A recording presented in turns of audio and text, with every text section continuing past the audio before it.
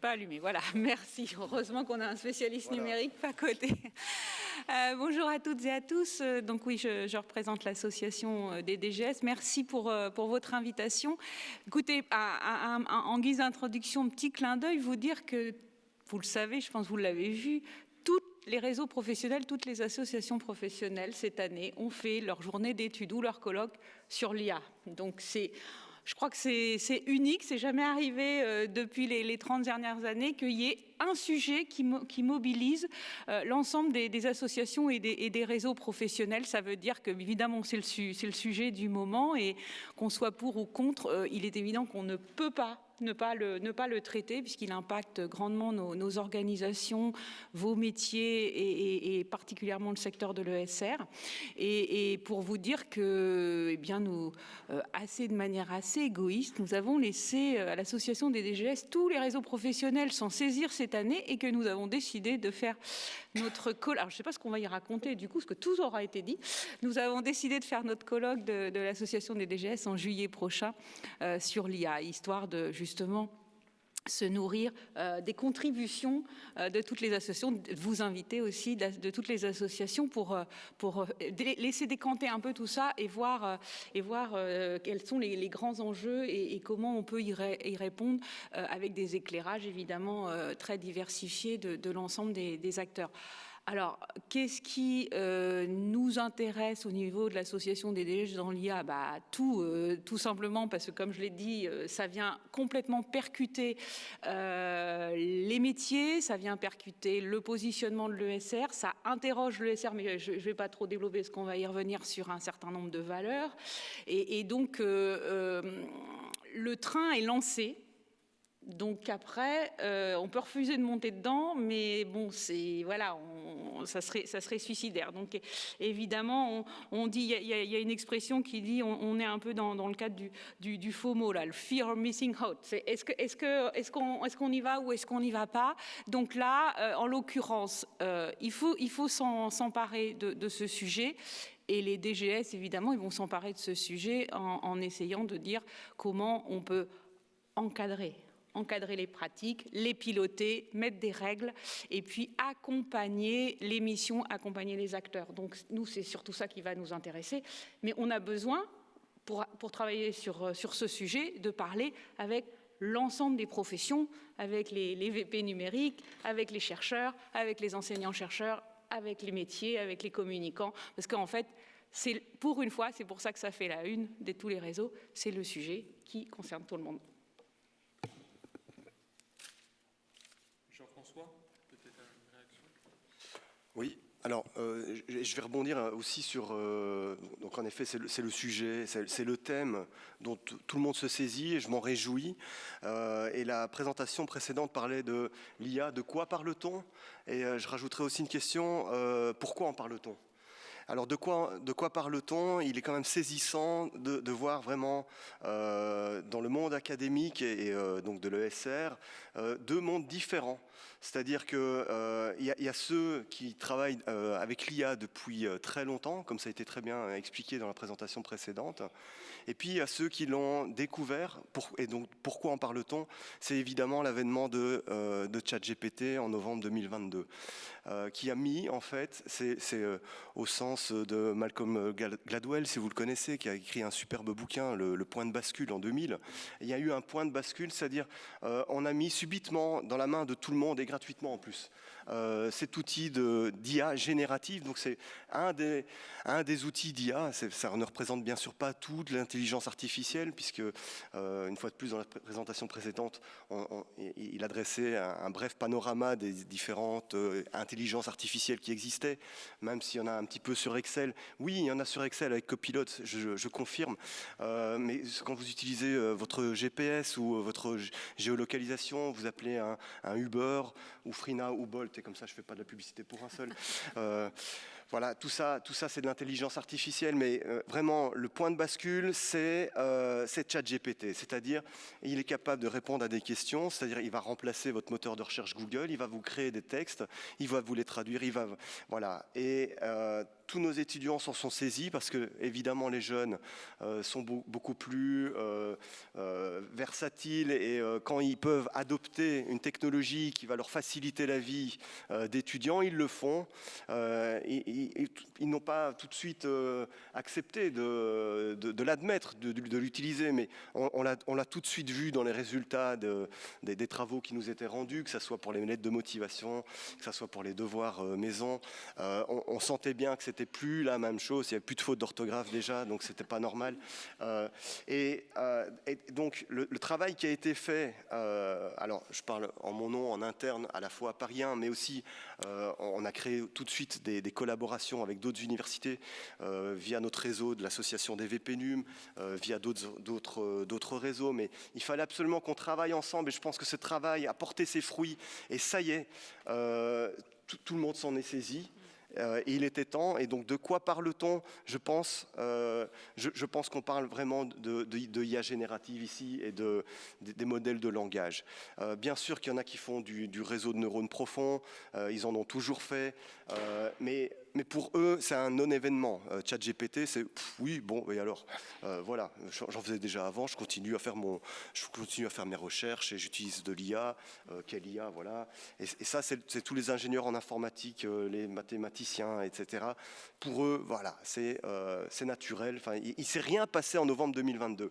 Par contre, pour tout ce qui relève du SHS, toutes les sciences humaines et sociales, là, c'est clair qu'il y a un gros changement, puisque sur notre terrain, c'est-à-dire celui de l'inventivité, de la créativité, de la dissertation, etc., eh bien, on se fait concurrencer par une machine qui ne réfléchit pas, qui ne sait pas ce qu'elle fait, mais elle donne de l'illusion.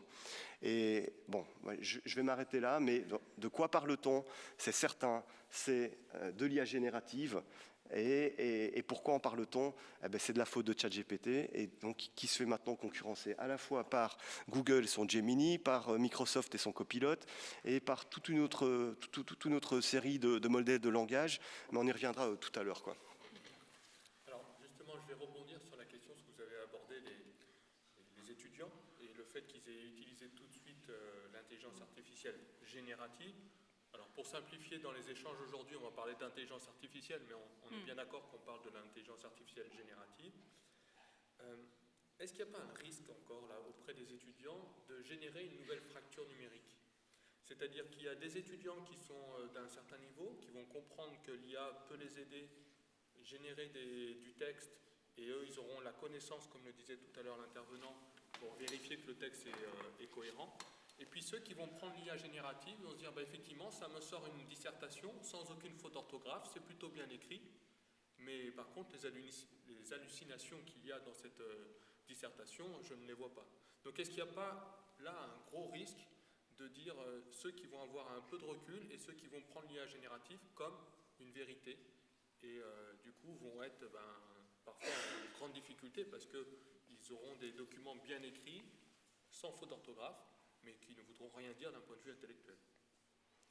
Donc là aussi, on a mis en place dans différentes universités et par le truchement des VPNUM, il y a toujours un portage politique, hein, ça c'est sûr, de différents dispositifs incitatifs dans l'utilisation de l'IA dans nos cours et dans notre pédagogie, etc. Les premiers retours d'expérience à ce sujet montrent qu'en effet, fracture numérique, mais elle correspond en fait au niveau des étudiants avec ou sans IA. C'est-à-dire que les bons étudiants vont continuer d'être meilleurs que les moins bons, tout simplement parce que les bons étudiants, en utilisant l'IA, auront l'habitude d'aller sourcer et vérifier ce qui est sorti comme résultat, alors que les mauvais étudiants, qui étaient déjà mauvais avant, voilà, ils vont se contenter d'avoir un output donné par l'IA et ça va leur suffire, quoi. Donc, et finalement, quand on les fait travailler avec ou sans IA,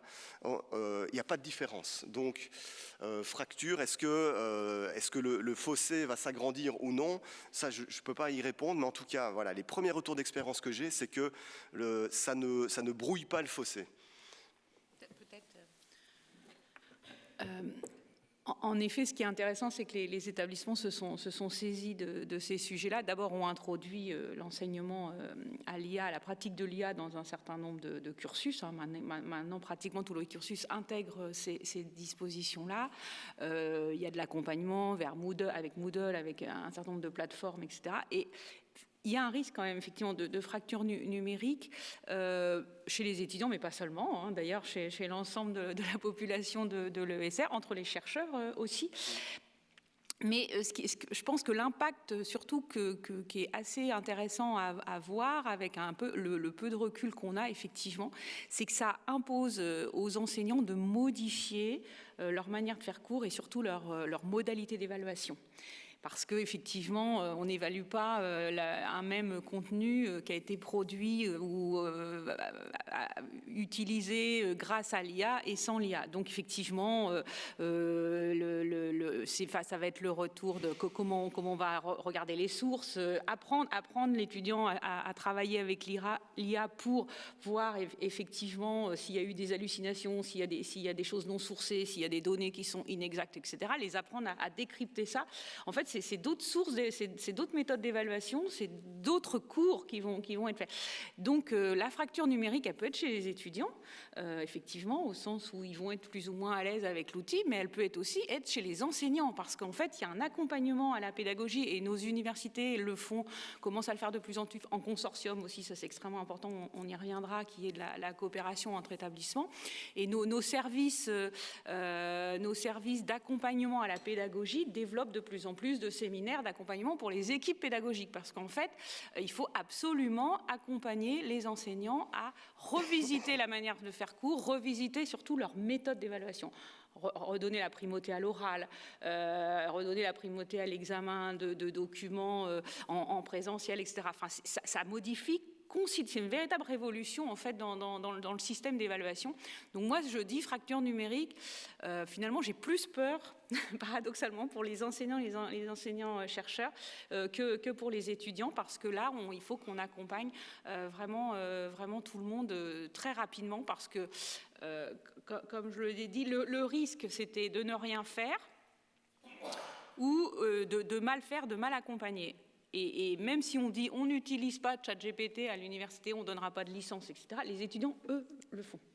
Donc voilà, on est obligé d'accompagner les enseignants et de fixer des règles en interne, et on y reviendra aussi, de mettre aussi des chatbots et des IA open source et maison, ESR, etc. Mais ça, c'est un autre grand enjeu.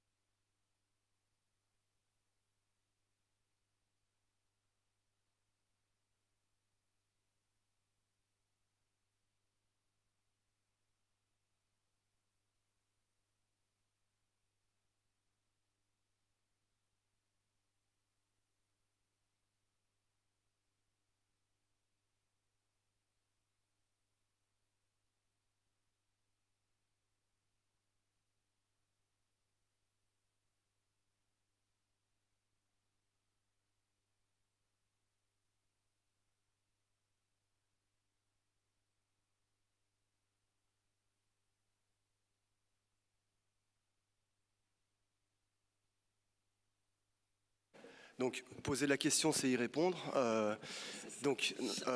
C'est le prochain chantier, clairement. On est nulle part. Donc, le premier travail, ça a été de faire prendre conscience aux enseignants que, en effet, ChatGPT existait et que les étudiants l'utilisaient. Maintenant, cette prise de conscience est là. Et désormais, ceux qui se sont emparés du sujet, ils nous demandent des licences ChatGPT, quoi. Donc, moi, tant que je suis VP, ça sera niet. Déjà, c'est trop cher. OpenAI va nous facturer quelque chose comme $500 000 par mois.